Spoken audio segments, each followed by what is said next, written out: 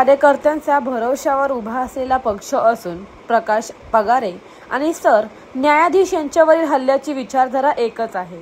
लोकशाहीचे वस्त्रहरण करून संविधानिक वस्त्रे घालून लोकशाहीचे वाचवू असे आवाहन काँग्रेसचे प्रदेशाध्यक्ष हर्षवर्धन सपकाळ यांनी कल्याणमध्ये केले। काही दिवसापूर्वी प्रकाश पगारे यांना भाजपा जिल्हाध्यक्ष आणि त्यांच्या कार्यकर्त्यांनी नरेंद्र मोदी यांच्या आक्षेपार्ह फोटो व्हायरल केल्याप्रकरणी साडी नेसवून अपमानित केले होते। त्यानंतर सर्व स्तरांतून संतप्त प्रतिक्रिया उमटल्या होत्या। या प्रकरणी भाजपा पदाधिकारी यांच्यावर ॲट्रॉसिटी प्रमाणे गुन्हा दाखल न करता फक्त अपमानित केल्याचा गुन्हा दाखल करण्यात आला।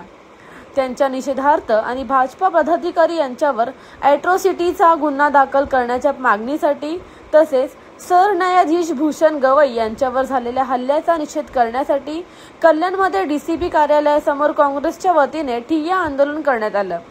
यावेळी काँग्रेसचे प्रदेशाध्यक्ष हर्षवर्धन सपकाळ यांनी प्रकाश पगारे यांना खांद्यावर उचलून गौरव केला।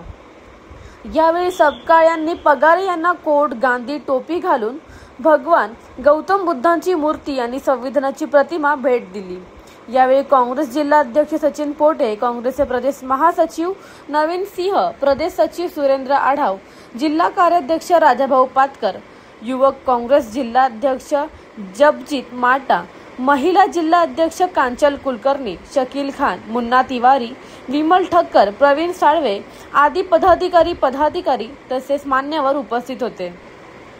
सत्ताधाऱ्यांकडून संविधानाऐवजी ठोकशाही आणण्याचा प्रयत्न सुरू असून काँग्रेस पक्ष हा देशाला स्वातंत्र्य मिळवून देणारा पक्ष आहे। आम्ही केवळ सत्तेचे हस्तांतरण केले नाही तर व्यवस्था परिवर्तनाचा हेतू ठेवून सत्ता चालवली। आम्ही लोकशाही आणि नागरिकांच्या स्वातंत्र्याचा सदैव आदर केला आहे, असे सपकाळ यांनी सांगत प्रकाश पगारे यांच्या अपमान प्रकरणी संबंधितांवर ॲट्रॉसिटी कायद्यान्वये गुन्हा दाखल करण्याची मागणी त्यांनी केली आहे। The bureau report, discovery TV news.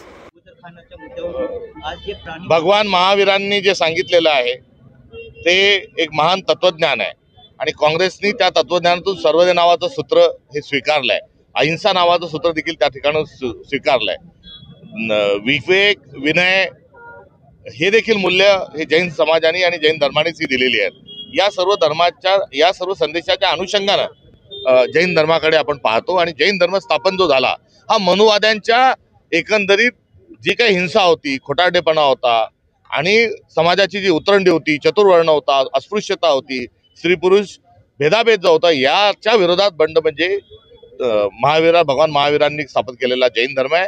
याची देखील या निमित्तानं कुठेतरी आठवण करायची वाटते आणि महावीरांचा जो जैन धर्म आहे त्या जैन धर्माच्या नुसार सर्वांनी पुढे गेलं पाहिजे। राहता प्राण्यांचा प्रश्न, तर प्राण्यांना जगण्याचा अधिकार जसा आहे तसा माणसांनाही जगण्याचा अधिकार आहे। त्यामुळे कबुतराच्या विष्ठेमुळे जर माणसं मृत्युमुखी पडत असतील तर त्यांचाही विचार हा जरूर केला पाहिजे आणि कबुतरांचाही विचार केला पाहिजे। मात्र मुळात कोल्हापूरच्या हत्तीनीच्या माध्यमातून गेलेली आब्रू देवेंद्र फडणवीस कबुतराकडे वाचवण्याचा हा त्यांचा राजकीय सापळा त्यांनी एक रचलेला आहे।